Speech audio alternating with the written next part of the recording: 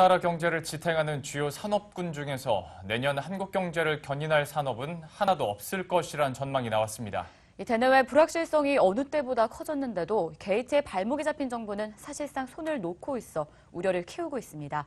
좀 더 자세한 내용 산업부 염현석 기자와 나눠보겠습니다. 네, 염현석 기자, 내년이 더 안 좋아질 것이란 전망들은 짐작은 갑니다만은 얼마나 안 좋길래 이런 이야기들이 나오고 있나요?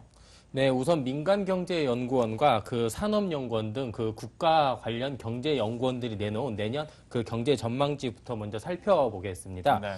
경제연구원들이 발표한 내년 전망치는 대부분 2%대에 그쳤습니다.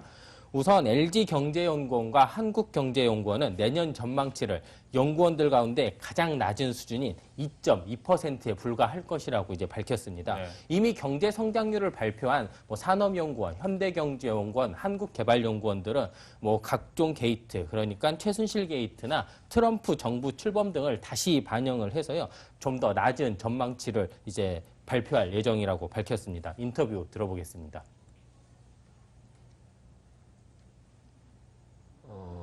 경제 성장률 전망을 조금 하향 조정해야 되지 않을까.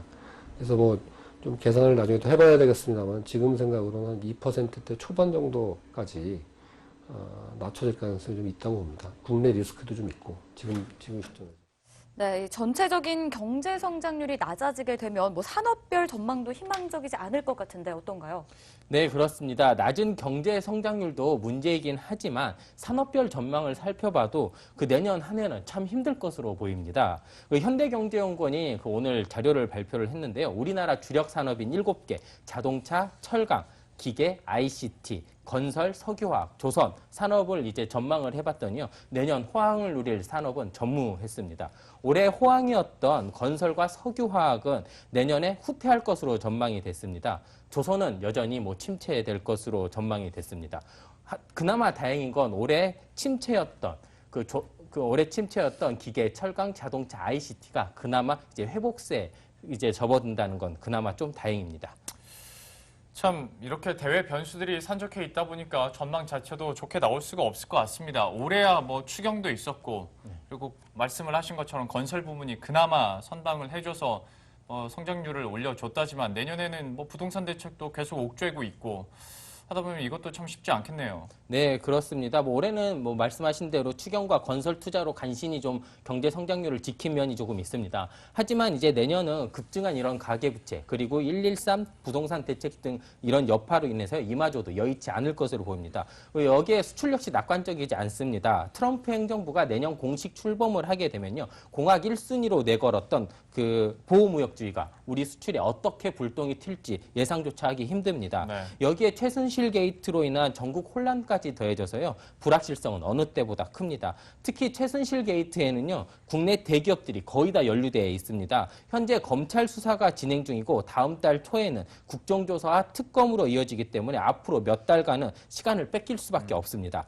삼성전자와 현대차, SK, 포스코 등 직접적으로 연관이 있는 기업들의 경우에는요, 내년도 인사는 물론 그런 사업 계획조차 지금 세우지 못하고 있는 상황입니다. 네, 앞서 언급하신 대로 기업들은 발목이 잡혀 있는 상황인데 더 큰 문제는 정부가 컨트롤 타워 기능을 하지 못한다라는 점 아니겠습니까? 그렇습니다. 지금은 컨트롤 타워 자체가 전혀 제 기능을 하고 있지 못하고 있습니다.